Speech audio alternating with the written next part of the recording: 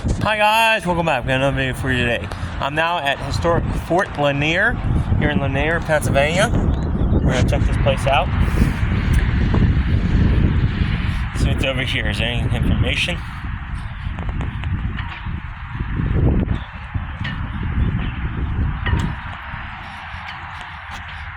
This monument marks the site of Fort Ligonier. It was built in 1758 during the French and Indian War by Colonel Henry Burr and named his commander, General John Forbes, in honor on site John Ligonier, Commander-Chief of the British Arms, the first fort built west of the Allegheny by the Anglo-Saxon race, the island, basically white people.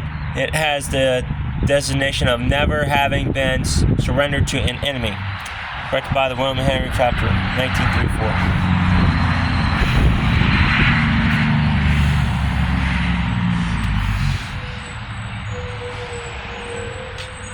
So, we check this place out. See what all they have to offer. Okay guys, we're inside the museum now. So we'll walk around and show you a little bit of this. I know a lot of folks come out here. It's kind of a shame.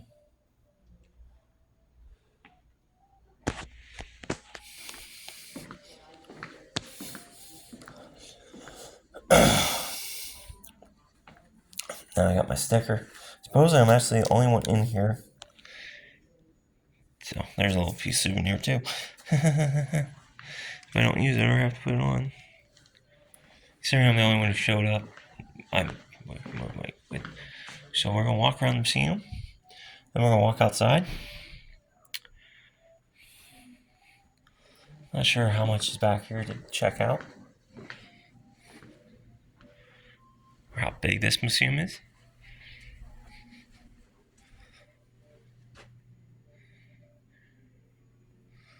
Wow.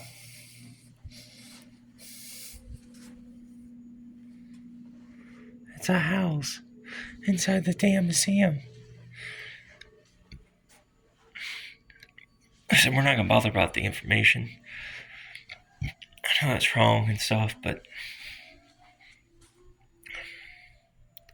here are shoes. What one would look like. They don't look. I don't think they're very comfortable for you.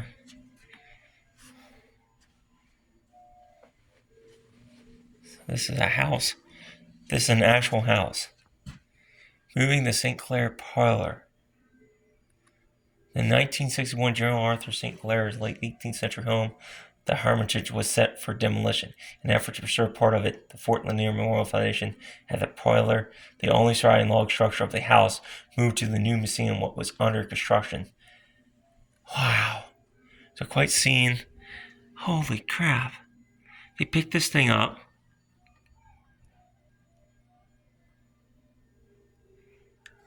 And this is where we're at now.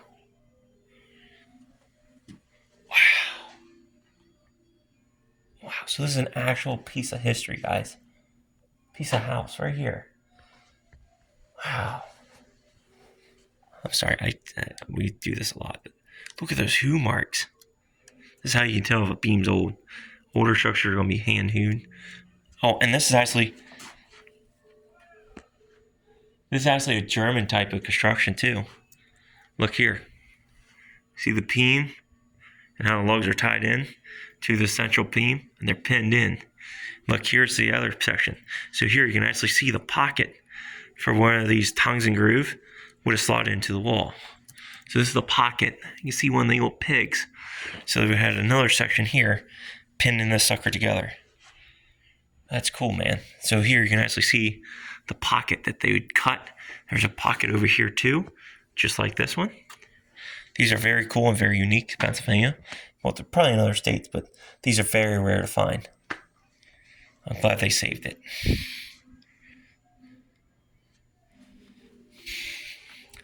So let's go check this out.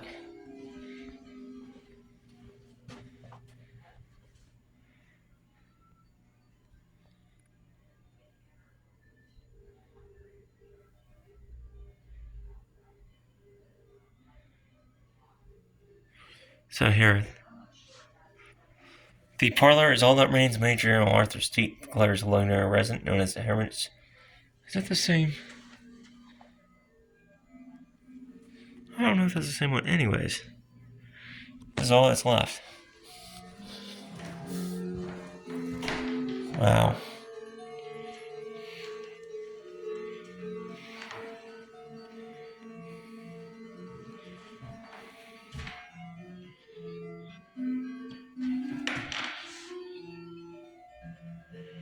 So we're still buried out there.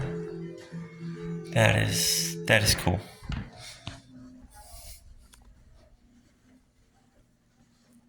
I want to walk around that more.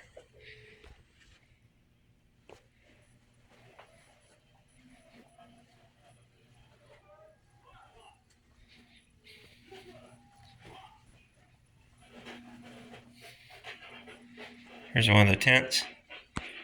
I thought I had it bad.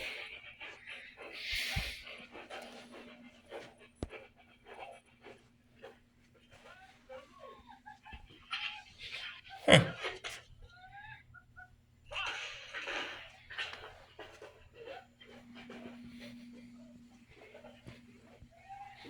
Wow, musket.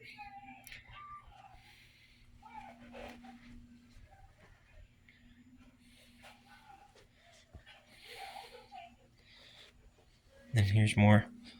The house.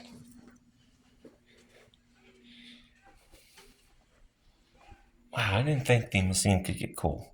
Look at that corner post. Holy crap. It's a Parsh house.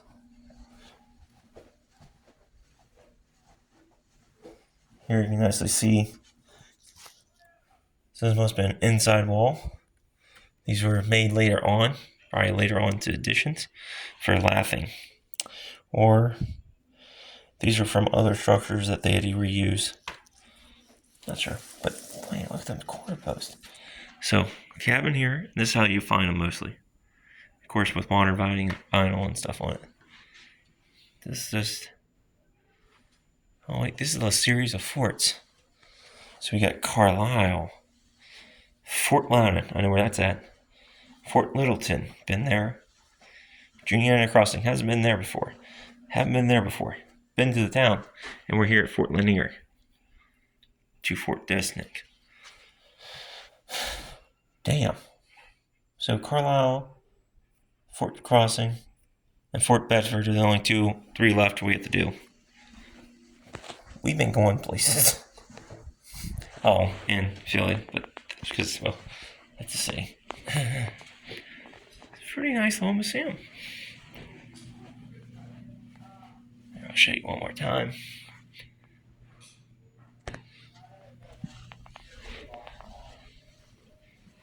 Let's check back here quick. Pretty nice. Okay, well, it looks like that's it. In here, now to the actual museum.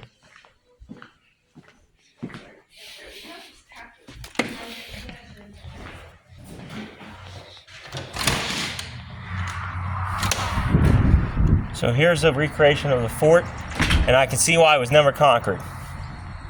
This is how you build a fort if this is the actual site of it. Look at this hill. Look at how the rocks are. You ain't getting that. Not without a fight. And you have all these other structures over here.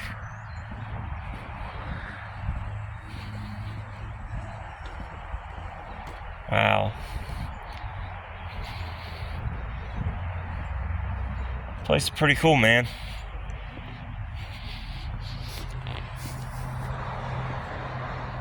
Let's check out the fort. We'll walk down that way. Forbes Road. We're on the US 30 basically, which is just right over there. Which follows Forbes Road for the most part. Wow, this is a cool fort, man. So we just came into the interior perimeter. So this is your first line of defense, and that's your stronghold. I'm huffing now. I couldn't imagine trying to attack this fort. We have the first hill with a high cliff. We you have a second point, the high hill, which means you're constantly getting artillery shots downhill. This is why you build up on hills. This is why I couldn't believe Fort Lyon was where it would set, because this is how you're supposed to build a fort. On the high terrain, up on the high ground, so that your cannons get max fire range down into the valleys. George Washington had a famous blunder where he built a fort down into the valley with high walls on either side somewhere, and he learned the lesson the hard way, because the Indian could just shoot right down into the walls, kill his men. Meaning his guns were out of range too for the Indian attack. That's some other history. But damn, this fort is massive.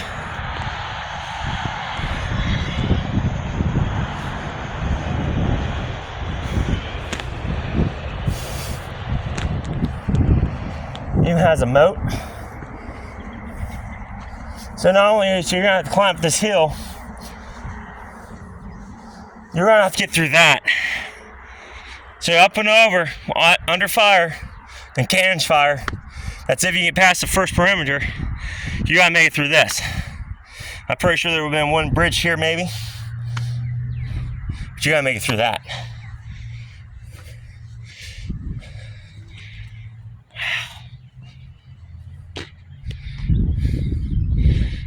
Wow, this is cool, man.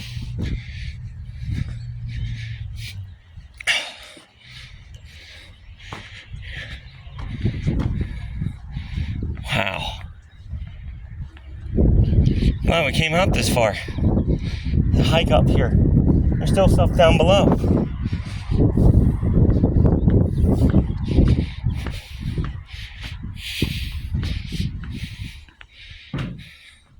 Just a house.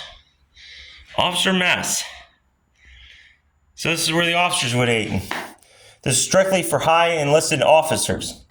So your enlisted officers, basically. Generals, lieutenants, colonel. This is where you all got to go. The enlisted men, or the privates, would eat somewhere else.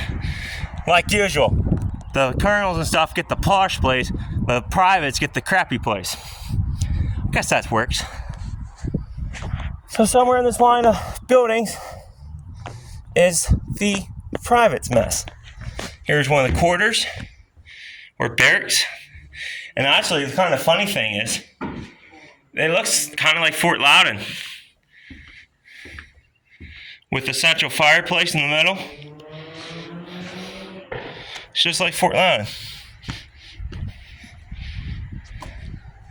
but up a hill.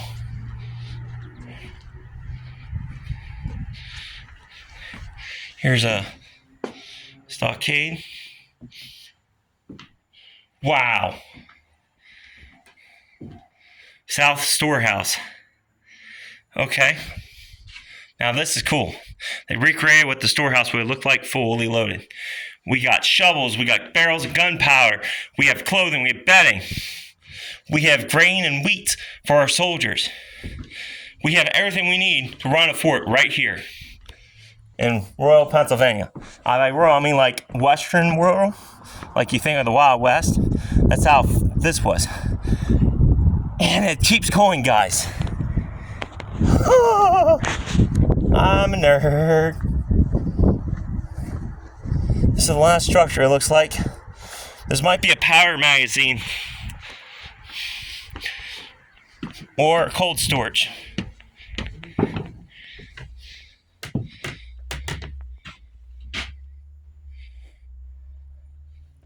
So this was a converted powder magazine. What was this building? A period maps and plans of the fort indicate that this British Army built this original powder magazine in this location when they arrived in 1758. 1759, the Army replaced it with a new safe for powder magazine constructed on the outpost side of the fort. A large fireplace discovered during our archaeological excavation indicates the building's use significantly changed. Fort Ligonier currently interprets the building as a guard house for the nearby bastion. This would be a nice guardhouse in the summer. You're down underground, so it'd be kind of cool. So this was a powder magazine. This is where you would keep your powder in case of shots coming down in. you wouldn't get, it wouldn't get hit by one of the exploding shells, light the gunpowder off and explode. Happened at Fort Sumter. We almost lost that fight, which is why I'm still proud to be an American. We came that close to getting our asses whooped. That close, twice. And somehow we came out on top. Perfect story. Damn, this is a nice fort. What's out here? Oh. Okay. More stuff. I think this is the first side wall. Wow. We're gonna check that out, guys. Look at this. Man, this is awesome. So yeah, there is some stuff up here. Not a lot. We're on the outside of the walls now. This is an ideal spot. You could get attacked from the backside, but even with all these events, it's gonna be hard, considering this is all you have. That would be an easy area to attack from. Downhill. The rest is all uphill. It'd be very, very hard to attack this fort. You gotta think, especially if it's like in such a normal military back in the day, you're charging up this thing with bayonets probably, and musket under cannon fire and rifle fire. So you have to deal with those too. So even if you make it to the wall, you have to stay over the first one, get over that, get over the moat, get over the second interior wall.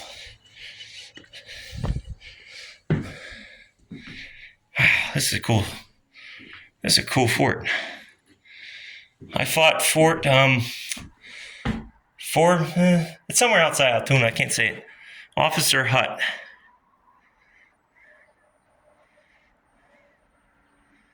Huh, cool. Back in the fort, we got more structures. So you can see the exterior wall.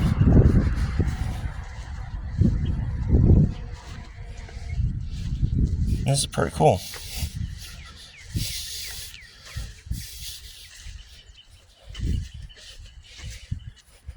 Got a tent set up. We're not even halfway done with this video. Whew. Hopefully y'all come out here and check this place out. Pretty cool. Pretty cool piece of history out here in Pennsylvania. Never gets old. Take you up on the batonets. So here's the new powder magazine. I bet you it's over here too. So this is the new powder magazine, probably buried underneath of us right now.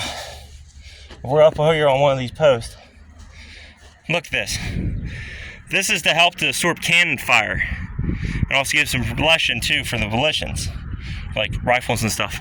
You see the view, we're up here. Imagine no houses here, just woodland. Probably a clear field all the way around it. That is to absorb cannon fire, guys. Say a cannon shot hits the wall, it's going to penetrate that. It's going to hit this wall and stop. They have pulled out every trick in the military arsenal book to defend this fort. No wonder it has never fallen. This thing is Fort Knox in the 1700s. Okay. As you can see, we're now going underground once again.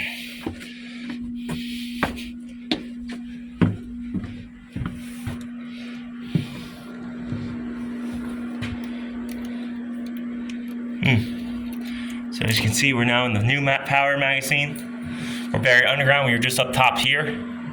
This is how a powder magazine would have been. So this was the second powder magazine. We were at the first one. Pretty damn cool. This is pretty cool, guys. And it's cool down here too. So it looks like it would just been a stone floor. They put this in here so you won't trip and fall and get hurt. Smart. Very cool. Very, very cool. What's this say? Oh, it doesn't say nothing. Okay. Back to the surface. So this is to, again, why they did this. It's like a checklist. So any cannonballs came flying in, this would protect your gunpowder from getting hit by an exploding shell. Hopefully the dirt and the soil on top would provide protection from the shell coming into your powder magazine. because you don't want an exploding shell, which happened at Fort Sumter, coming into this thing, exploding and detonating. It's what happened to HMS Dreadnought. She got hit in the powder magazine and exploded.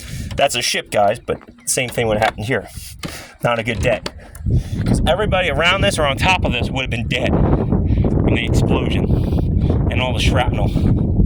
Wow, here's a storehouse. So here's the quartermaster's office.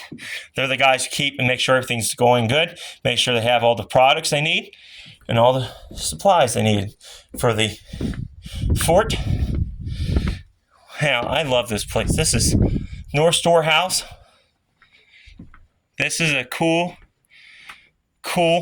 very cool example of what it would look like during occupation. The only difference is there have been men in red uniforms running around with muskets and weird, funny pointing hats. Very, very cool. Huh. Didn't know they had women in the British military.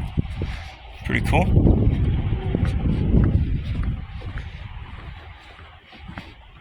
Into this one. So here's another lodge. Officers' quarters. So what was this building? Officer housing was separate from the enlisted men, with military leaders using the quarters as a meeting place to discuss strategy and make plans. Archaeologists did not discover traces of the original officer quarters, but period maps show a building in this location labeled Officer's House. So this is the officer's quarter. We were at the officer's mess. It's very fancy, very posh, because, well, this is the officers. They're, nice. So colonels, lieutenants, again, all of them. Very cool. And we still have buildings on the outside as well to check out. So officer mess is right there, officer quarters. That's actually not too bad of a spot. So now we go back down out of the fort. And that is very cool. So then we gotta go back down this thing to the other part of the fort here. Just look at that view up here, man. So this is a sentry box where the guards would stay. I probably forgot to mention that. Because, yeah. Very, very cool ass fort. I thought I've seen it all, but now I'm wrong. So we gotta get over here to this section. So I'm gonna probably pause the video and hopefully we can restart. Okay guys, we're now made it out of the fort. So we're heading for these structures. So right behind us is the fort we just went and checked out. I highly recommend you guys come out here and check this out. It is a massive fort, lots of building. So it's an ammunition wagon. They'd haul their cannon shot and everything they need in this. So it'll hold 1,200 pounds of ammunition, tools, and bread ration. Cool. So more buildings over here. This is the lower fort. This is probably where actually a lot of the, wives and stuff live. This area represents a collection of buildings that would have been located outside the fort walls, including a hospital, sick ward, and smokehouse. These structures were crucial to the fort's operations and would have originally been built further out in what is now the town of Ligonier. Which makes sense. You want your sick, basically just your sick and dying out of the building, because that's a long ass hill, so you want them down here so if they're sick, they can't contaminate anybody else who's in the fort. And if they're dying, well, it could be more over here. You're close to the burial grounds. There's a blacksmith shop. So they base this all off of what sounds like archaeological finds, period resources of the fort. And you got more wagons over there. Let's go check one of them out. Okay.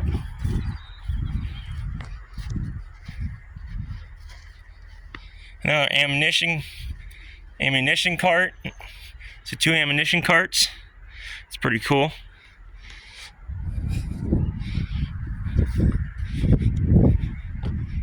This is a pretty cool fort. Well, it's locked. Is it? Smokehouse. Oh no, this is a tobacco drying house. See, this is a tobacco drying house.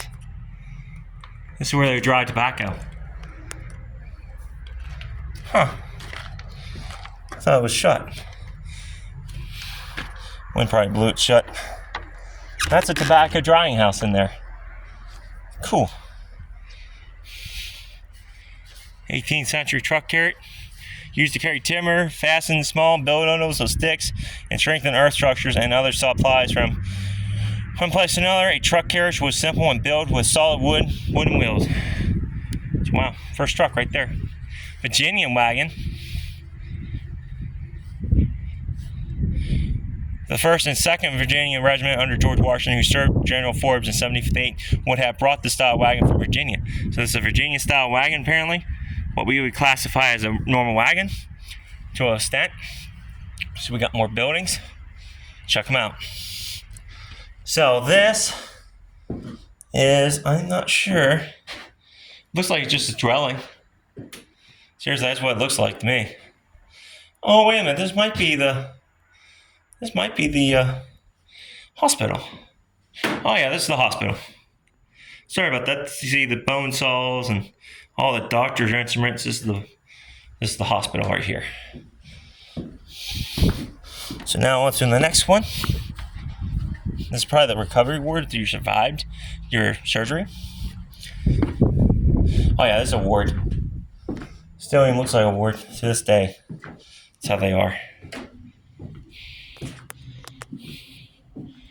Pretty cool. Here's an old-fashioned stretcher. They carry your ass down the hill in, or they throw you in a wagon. Fence to help with air circulation. Smart, very smart.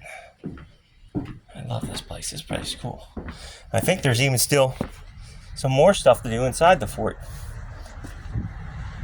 Sadly, this building is not open today, but we'll show you it at least. There you go. Here's the back side of the hospital.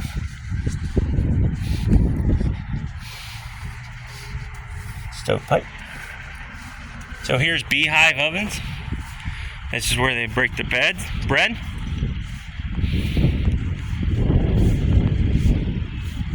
Made of clay, wood, fired oven bread throughout the day and night, baking bread to feed the more than 5,000 troops and camp followers on the Forbes expeditions. So here you go. This is the back of the camp. Pretty much. That's where we started.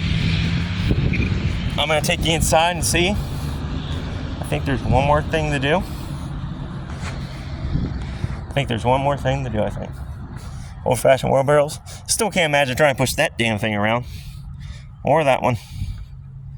That looks like they'd be very nice to push over rough ground. And right back there is the fort. That is cool. Alright, I'm going to take you inside again. We're going to see about the George Washington exhibit, see what's in there. Tumble cart.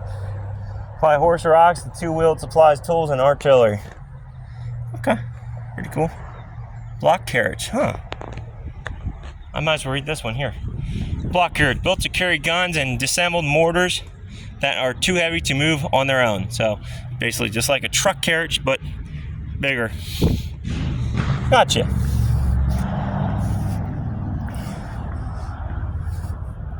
They have cannons and all sorts of stuff all over the place. And I love how they have the little placards made up that you can read what they are.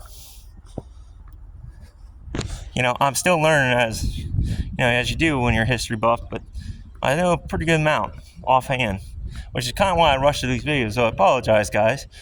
If you want to come out here and learn some more, I suggest you come out and visit. But I'm kind of a history buff, so I already kind of understand some of the military contents of this stuff. And I got to try and remember that y'all do not. So basically, that's a fancy word for pointy sticks of death do not come over. Basically, the 1700s equivalent of barbed wire. Probably a lot cheaper than barbed wire. Although I think barbed wire is more worse. Traveling 6-pound cannon. So this is how they would transport a 6-pound cannon. So here's another block carriage. And here's a sawmill. Another 18th century truck carriage.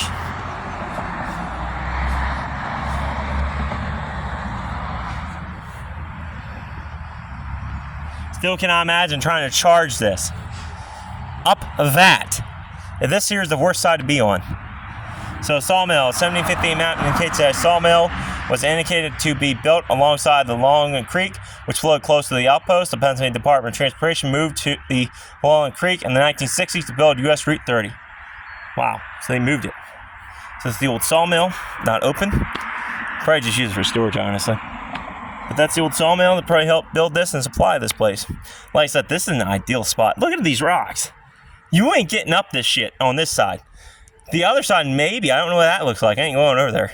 But this side here, You got to scale these rocks, and then you got to get over that first wall. You got to get through those. Chevette de frise. Basically fancy wooden barbed wire. No, that's impossible. So check out the George Washington exhibit quick. See if there's anything else in there cool to see.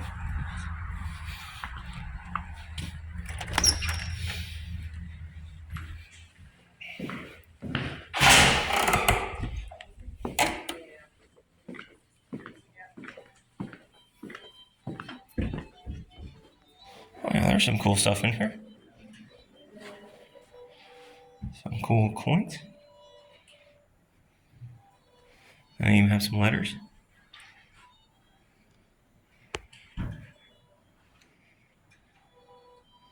So these were actually written by him in 1787.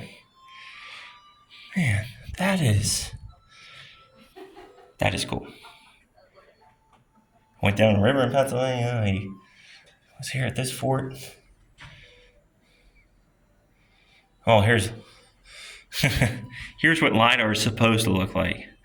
I have a cheaper version called Google Redneck LiDAR, and it doesn't look that nice. Oh, we were just here. I'll recap this for you quick.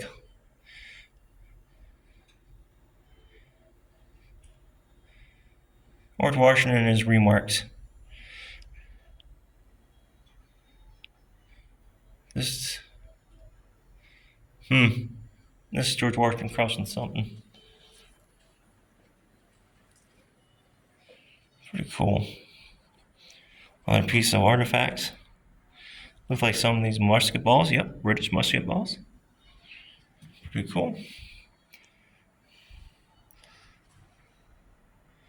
So I guess that's what men dressed as.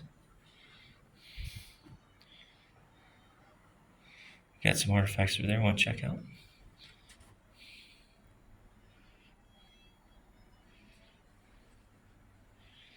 Here's George Washington.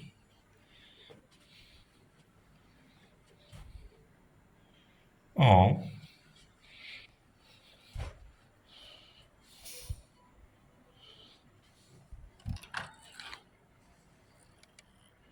General, allow me to fulfill the request of a friend and constituent, Mr. William Robinson of Sudley, one of the legatees of General George Washington, by delivering to you the arms that he wore during the many vicissitudes of that revolution, which conducted him to the summit of renown and our country to independence.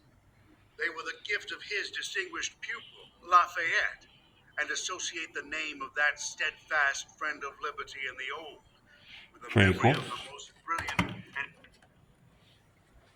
I'm sorry, I don't really like sitting there and listening. So here's some more artifacts. Pretty cool. This is the art gallery, which, okay. This is the art gallery. We're not into art. But this is pretty cool.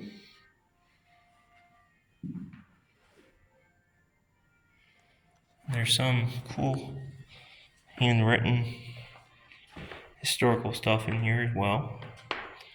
We'll show over this here quick.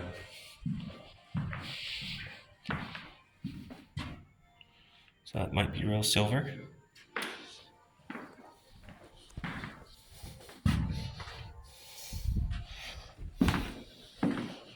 That's pretty cool. Let's head back outside quick. And I'm going to check out the gift shop. So, actually, here, the map of Pennsylvania. And notice there's walking in. And you got the Faro Fort. Wow. So we're not far. We're actually second to last in the line of fort. And we've been to those two.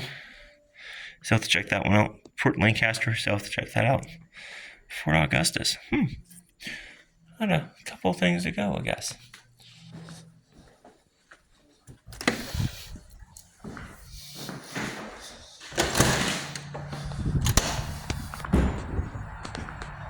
Alrighty, guys. I want to give you a good last look at the fort. So, from here in Fort Ligonier, stay curious, stay adventurous.